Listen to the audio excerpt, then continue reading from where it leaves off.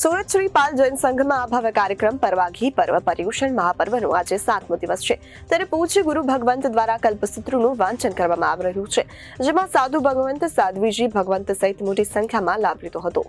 સુરત શ્રી પાલ જૈન સંઘમાં આ ભવ્ય કાર્યક્રમ પાર્વાધી પર્વ પર્યુષણ મહાપર્વનો આજે 7મો દિવસ છે ત્યારે પૂજ્ય ગુરુ ભગવંત દ્વારા કલ્પસૂત્રનું વાંચન કરવામાં આવી રહ્યું છે, જેમાં સાધુ ભગવંત સાધ્વીજી ભાગવંત સહિત મોટી સંખ્યામાં લોકોએ લાભ લીધો હતો। આવતીકાલે 6લો દિવસ છે। સૌથી મોટો દિવસ અને મહત્વનો દિવસ પર્યુષણનું હાટ કહેવામાં આવે છે। સમાપન દિવસ આ દિવસથી મન વાચન કાયાથી કોઈ પણ સાથે મન દુઃખ કે વેર બંધાયું હોય તો આ સમયે ક્ષમાયાચના કરવામાં આવે છે।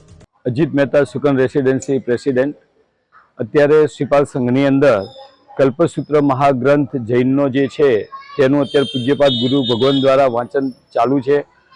અત્યારે અમારો 7મો દિવસ પર્વાધિરાજ પર્યુષણનો છે।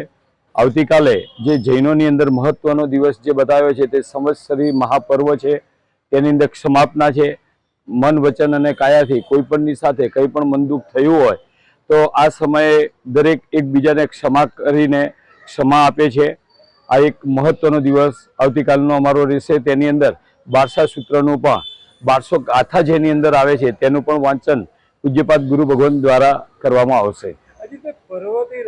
પર્વનો રાજા કેમ કહેવામાં આવે?